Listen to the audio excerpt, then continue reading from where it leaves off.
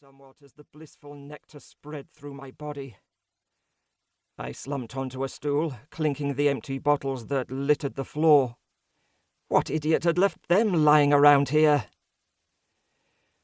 No, I still wasn't in a good way. What can be better than a bottle of beer? 2 bottles, of course. I didn't waste any time. After only a couple of minutes, I was already donning my trench coat and shoving my bare feet into my boots.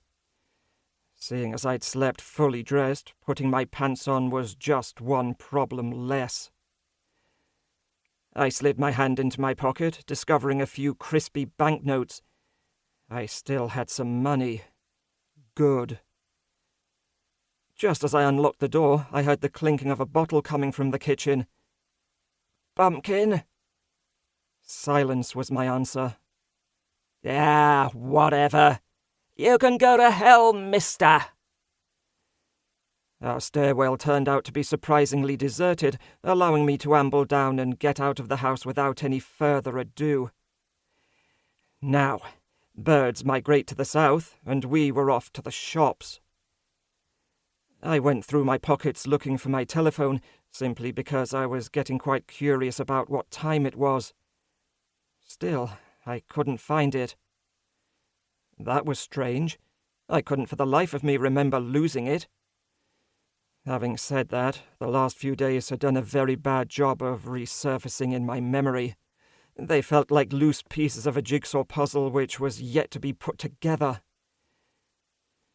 What I did find was a crumpled pack of Kent and my lighter.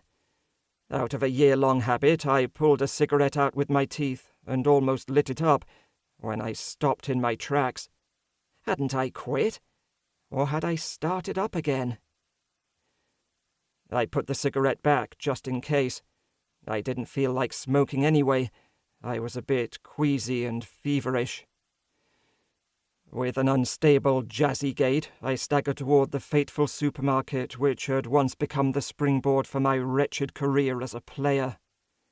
As I crossed the road, someone honked at me, adding a handful of choice cuss words to their angry tirade.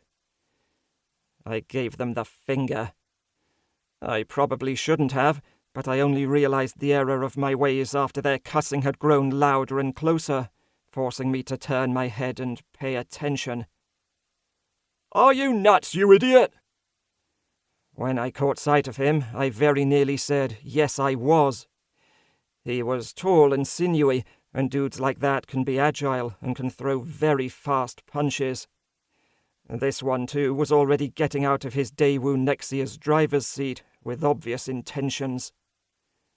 Having said that, I could give a good account of myself, too. Could being the operative word, because for some reason I didn't feel like it. I just waited for him to get close and activated smoke and mirrors, then continued on my way. My antagonist zoned out for several seconds, looking completely lost, then got back into his car and drove off.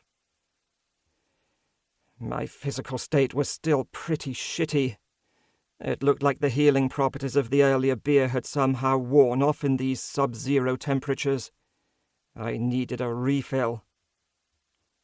Damn it, this was exactly what children were supposed to be for. All those fables about having someone to fetch you a glass of water in your old age are hypocrisy, pure and simple. Having someone to fetch you a beer when you're not up to making it to the shops yourself, now that's already something. Having said that, you first needed to raise the brat to the age of consent. Oh no, way too complicated. I'd manage, thank you very much. I caught a few weird glances in the supermarket. That's how you look at the local nutter who walks around without a stitch on, singing death metal.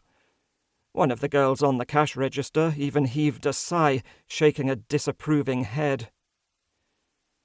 For some reason, that made me feel like hitting her with some destruction spell. Still, I refrained. I had to remain calm. This was just a hangover, nothing else. To save myself another trip, I also bought a large bottle of absolute vodka. As they say, your girl can dump you, your friends can leave you, but vodka always...